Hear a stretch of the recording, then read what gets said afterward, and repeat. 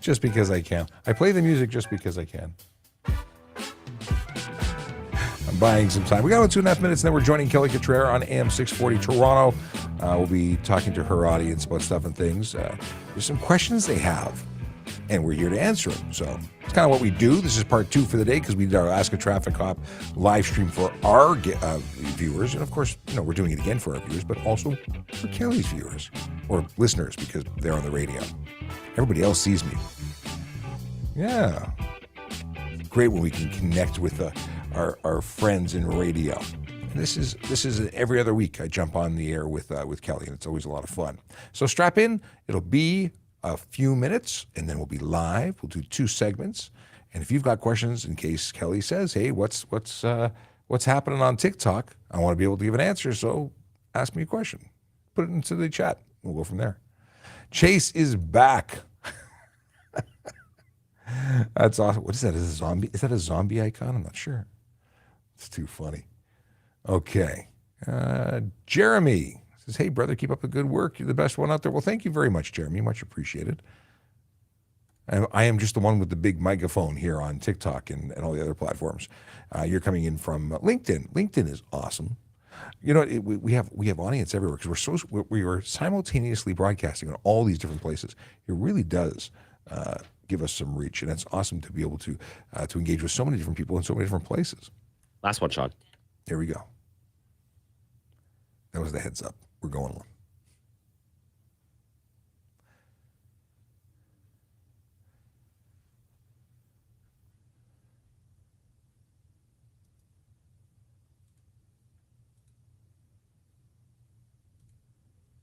Hey, Tracy. Professor Gill from Singapore. How's it going? Hello from Chicago. Listening to the Kelly Cutrara Show, 900 CHML in Hamilton, 980 CFPL in London, and 640 Toronto in the Big Smoke. Good to have you along. And as always, every second Thursday, we make time for Sean Shapiro, the TikTok traffic cop, to join the show. Welcome back. It's so nice to be here. It's been a while. I know it has been a while, about 2 weeks. Let me ask you this. This concerns something that we were just talking about on the show. It's a pilot project that will launch 2 Wednesdays from now. And it will involve 27 parks. You'll be allowed to drink if you're 19 or older in the park. Now, you're not going to be able to get out a hand or anything ridiculous. But there are people that think this will lead to more drinking and driving. What do you think? We have an issue with people who choose to drink and drive, regardless of where they're getting their alcohol. And I don't know if having a park being a destination will make much of a change. But you know what? We're going to continue to monitor. We're always looking for those who choose to make poor decisions, whether it be before they get in the car or when they're in the car. So we'll see where it goes. I couldn't predict whether or not it'll actually make an impact or not. Okay, let's start on drinking. Let's stay on drinking and driving for a second. This is just unbelievable. Dave, are you ready with the audio here? Okay, perfect. There is a video that's up at 640toronto.com's I think it's on our website, and I think it's also on our 640 Toronto Instagram feed. And it shows an Ontario police officer arresting a drunk driver who has passed out at the wheel. He's 5 times the legal limit. Here's the audio. I know it's just some. You guys didn't even recognize me pulling up behind you with a fully marked cruiser at lights. I'm okay. Well, I don't think you're okay. How much did you have to drink today? Nothing.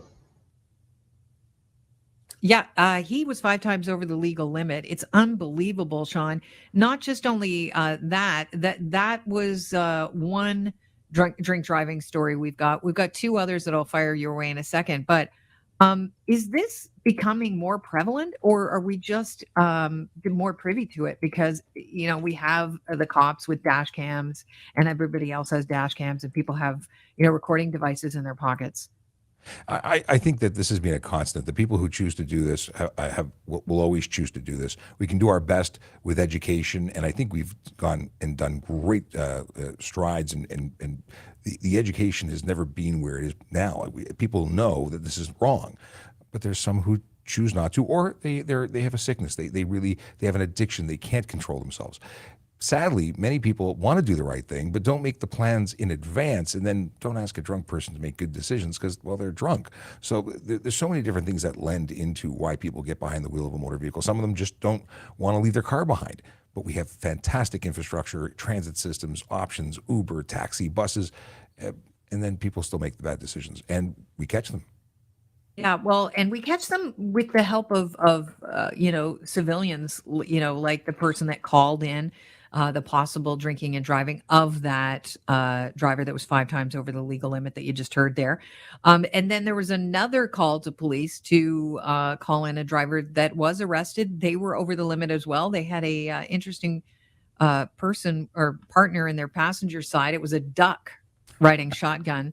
I don't know if the duck was theirs, but the duck is safe. If you suspect someone's driving while impaired, what should you do? Well, absolutely. This is a call to 911. It is an emergency.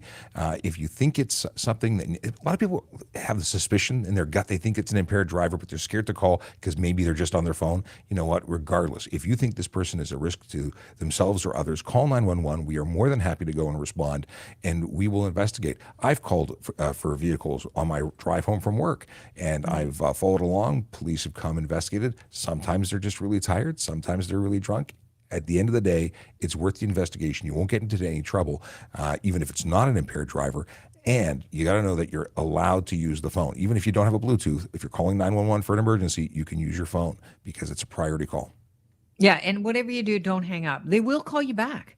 I had this happen to me. I was driving up to the cottage on the Bruce Peninsula, and I suspected that this person was driving while impaired. And so I called. And then I was just in a weird place where the phone dropped. And then I, waited until I had service again. And then I called, reported it. And then the OPP called me back and said, "Hey, did you call 911?" And so we went through it because I obviously got a different dispatcher, but they want you to stay on the line. Absolutely. And they have an obligation to find out if you're okay because sometimes you're waiting on hold. They don't know why you're calling 911. When that line drops, they're going to call you back just to make sure it was not a situation where you needed help and couldn't get it. Okay, so police say a man from Southern Ontario he's from Brampton to be exact, was driving 180 kilometers on Highway 11 up near Smooth Rock Falls. And this is unbelievable. I mean, he was in a 90-kilometer-an-hour zone. His car was taken away for 14 days. He received a 30-day driver's license suspension. And, do you think, I mean, we hear about this all the time. Is a lesson learned from that, or do we have to get a little more heavy-handed? Well, that's just the administrative instantaneous roadside suspension that occurs when you're charged with stunt driving.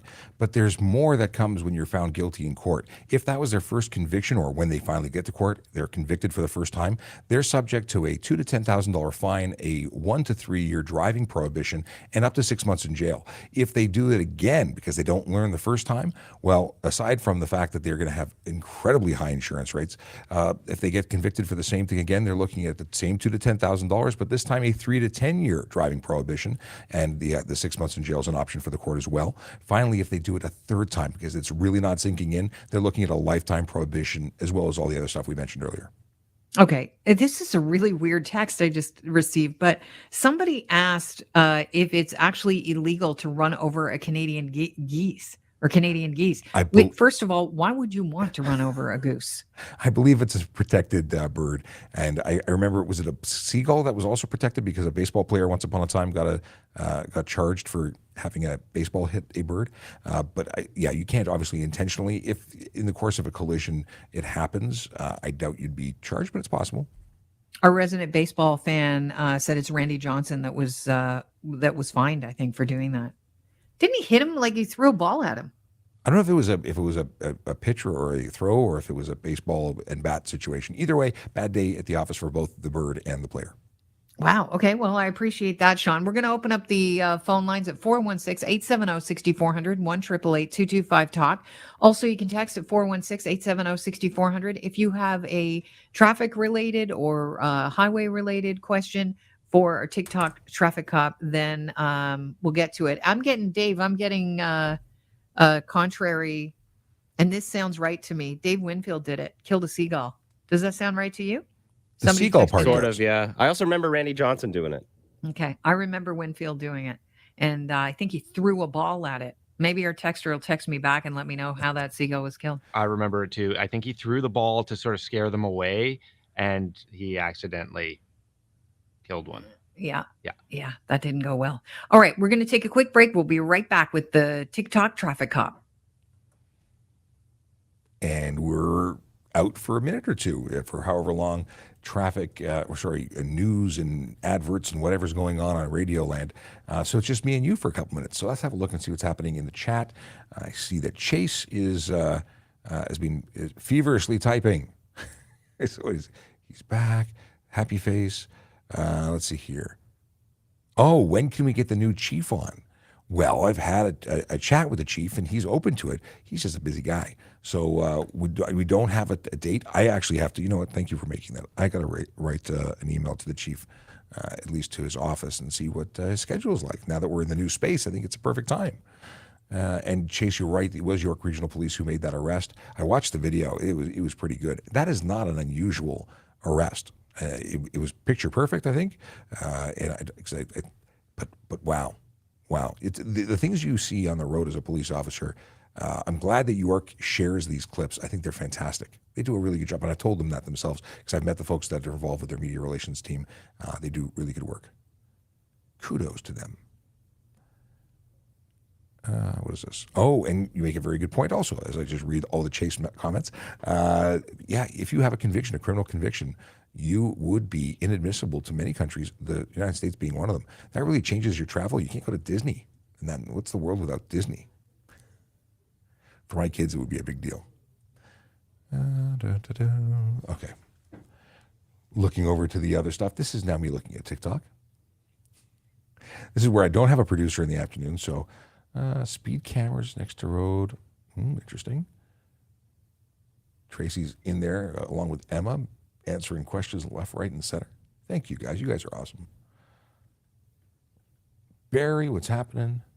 Why does Ontario have 3 different licenses when no other province does? Are you talking about the graduate licensing program? It's a great way to ensure that people are getting a better education.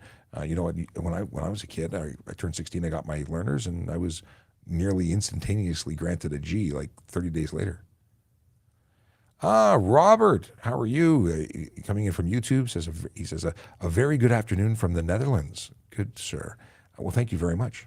I love it when we go international, and based on time shift or time zones, it tends to be when we go live later in the day that we get to hear the most from our international audience. Love it. Let's see here. Can motorcycles go in the HOV lane alone? They can in Ontario, yes. 400 series highways allow it. Our multi-lane diamond lanes in the city of Toronto allow it if it's on the sign. Those aren't really HOV lanes, they're multi-use, and it depends on what the sign says. And comments from Chase that the graduate licensing program sounds good, but there are many bad drivers. You know what? There's bad drivers any which way you cut it. But I was recently giving a lecture to some of my fine friends at the military and the Canadian Armed Forces, and we talked about the fact that other countries have much more strict licensing qualifications. And you got a minute, Sean. 1 minute, thank you very much. And maybe we need that here because we keep making it easier to get licensed because we just want to get them through. But then we have the result being not such great results. We have people who get behind the wheel of a car that maybe shouldn't. So it's an interesting question, but whether or not that continues to happen that way is not up to me. It's up to other people. So talk to your counselors, your MPs. Interesting discussions. Okay, we're going to go silent for a sec before we go back on the air.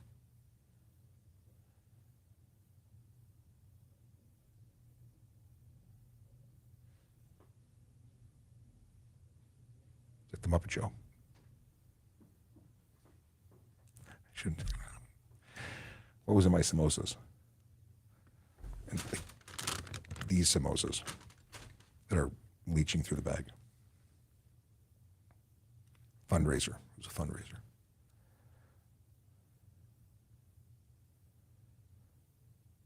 To the Kelly Cutrara Show. Thanks so much for tuning in. I really appreciate it. I appreciate all the feedback. Sean Shapiro's here with us, the TikTok traffic cop. And Sean, it's just incredible what people grab onto when you're on the air.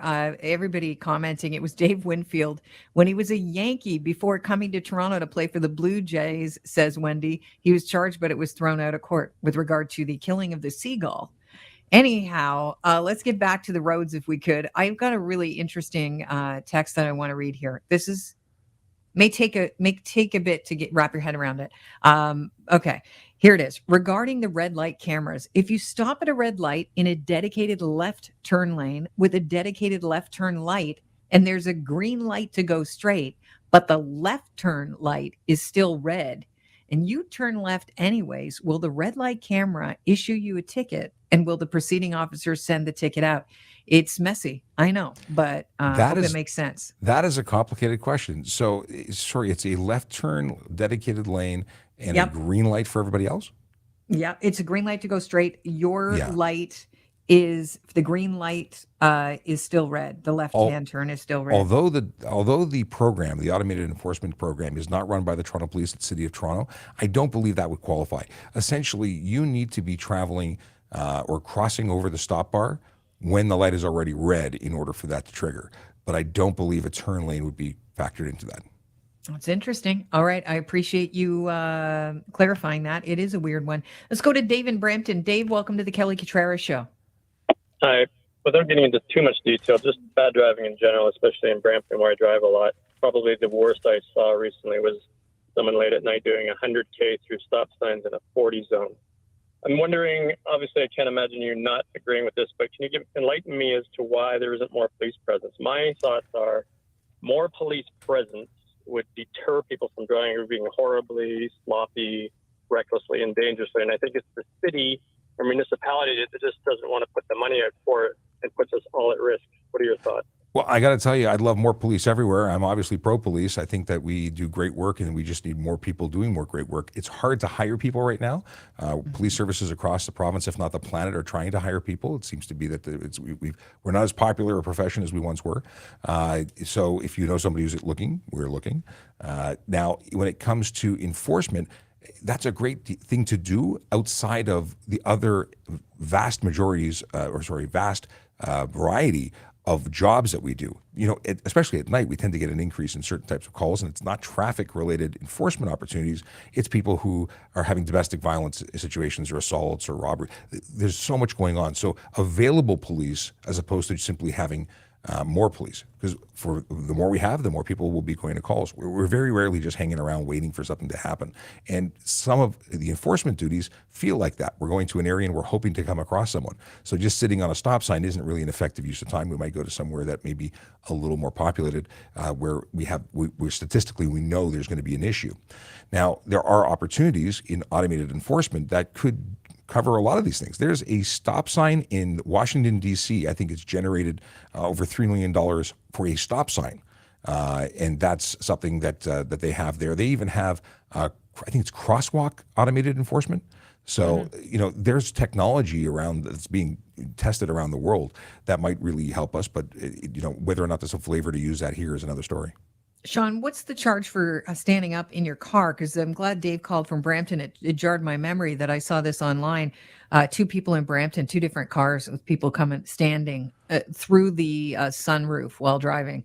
So right off the bat, those persons who are not in seatbelts would be eligible for seatbelt tickets. And some might think it would end there. However, I would argue that that is dangerous driving, a criminal offense for the driver who is taking place or taking part in an activity that is known to be dangerous. So I would likely proceed with a criminal charge for the driver. All right. Interesting. Even if they're not the one standing up. They're choosing to operate that motor vehicle, all right, despite the fact that people are not properly seated. Okay, well, let's get back to the red light cameras. Steve in Toronto, you have a question about red light cameras. Hi, yes, good morning, Kelly. I recently got nailed for a red light camera, but I was making a right-hand turn. And I guess you can see, like, the speed on the ticket or whatnot, but I was making a right-hand turn on a red, but if I didn't come to a complete stop, it nailed me. So I was wondering, can a red light camera, like, nail you for that? Because it's like a $300 ticket, and I was wondering if, like, there's any chance to fight these cameras or do, like, early resolution. I was just wondering what your insight is on that. So the deal is that in order for you to make a right turn on a red light, you're required to come to a complete stop prior to crossing that stop line and then making your right turn when it's safe to do so. You're not allowed to drive through a red light to make a right turn. It happens all the time, and I've heard of stories where people have hit gone around the block 4 times and received 4 red light camera tickets for making right turns on reds. You have to come to a complete stop, and only then are you legally allowed to make your right turn. And I think a while ago you told us that you should feel the weight, your weight shift, from front to back, and then you've come to a complete stop. But listen, Steve, I feel your pain.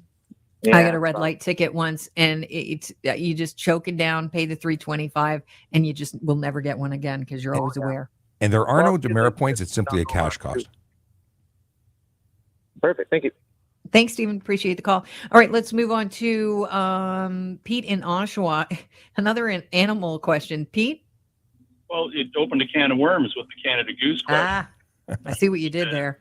I know in Quebec, a girl was convicted of dangerous driving causing death or something to that effect, got a 2-year sentence because she stopped because there were a group of ducks and ducklings going across the road on the highway, and a father with his daughter on the motorcycle ran into the back of their car some 20 seconds later. So my question is, if you're able to avoid running over an animal, obviously a goose probably isn't going to kill you. But if there's a moose on the road or a deer that's just standing there and you come to a complete stop, why am I getting charged because the guy behind me isn't paying attention and runs into the back of the car? Every situation is going to be different, but here's the deal. You're responsible for everything you do on your vehicle, and if you're doing something that is unsafe, you're going to be held responsible for it. Saving the life. Now, a moose is a unique situation. That's going to kill someone who hits it, or very likely could. If you're talking about saving a cat, a mouse, a dog, whatever you see on the road, and that puts other lives at risk, you're responsible for that. I remember back when I took young drivers courses as a kid, they said you don't put human life in front of an animal's life. You have to make the hard choice to do what's right for keeping humans alive. Appreciate the question. Great animal-related question from Pete. All right, let's move on to Michael in Toronto. Michael, your question for Sean Shapiro. Yeah, the other day it took me 25 minutes to go from front to Queen going north. It took me almost a half an hour because all the idiots at Richmond and Adelaide going east or west, they enter the intersection and they block it. And then your light turns and it's green and nobody can move because the intersection is blocked. Blocking the box. It's the number one problem for congestion in Toronto, and I never see police giving tickets to these idiots. Well, look at how many intersections they'd have to stand at. Yeah, but there's a few. But let's be honest. It only takes, there's about 5 or 6 major ones downtown that are the major culprits, like at Spadina in front. Like you know what? There's more than 5 or 6, Michael, because even Jarvis and Lakeshore. Sorry. So how come I don't see more police giving tickets to these idiots? Well, those things cause traffic congestion. There's no doubt that kind of activity, that selfish driving behavior. And I understand why some people do this. Not that I condone it, but they jump in to make sure they don't get cut off, because if they don't go, then the next person making the right turn jumps in, and the resulting is someone's going to be blocking the box, so why shouldn't it be me? And you're right, there should be more enforcement. I totally support that. We don't have enough officers to focus on these things versus the stuff that people are getting their lives put at risk at. Slowing people down is a lower priority than saving lives. Now, I feel his pain. It is tough. It is tough, but there's just so many intersections that this is happening at. Now, and quite frankly, as a driver, if you're not out in that intersection, it's not going to happen for you. And people are going to be freaking out behind you. It's a major problem in the city of Toronto. Sean, I appreciate your time. As always, we'll talk again in 2 weeks. Absolutely. And just remember, City of Toronto has traffic wardens that might be helping these situations soon. But we'll see you again soon. Take care. All right. Cheers. That's Sean Shapiro, our TikTok traffic cop. Yeah, radio has that time frame thing. They have to make it squeeze. I'm like, I got to finish my thought. So hopefully I squeezed it in there. It's a tough situation because we don't have people to simply drop officers in every corner. That would be great if we could do that. Can't do that. It's not reasonable. But I think that the traffic warden program has real potential, and maybe they'll start putting them in these areas, because then just like in New York City, they got wardens all over the place. Now they're the white hat officers in NYPD. Oh, hang on. I got someone who wants to say they think that they are a barnyard animal, but I think they might be trying to be offensive, so I'll just block them. They put all these little piggies down here. Like, I think they like piggies. Piggies are cute. A friend of mine used to have, I knew a girl named Chava who had a pet pig. Cutest thing ever. Anyway, yeah. If I only had feelings, I'd be offended by people who put emojis. It's been a slice. I will be back tomorrow morning at 10 a.m. for Friday. That's what we do every Friday. We celebrate Friday by doing everything we do every day, except we smile more. We have better dad jokes. Oh, we didn't do any dad jokes today. Anyway, what can you do? I'm signing off because I've got to go do an interview with another news agency. We'll catch you later. Have a great day. Stay safe. Drive sober. Don't block the box if you're driving downtown. It upsets that guy on the radio. Actually, it's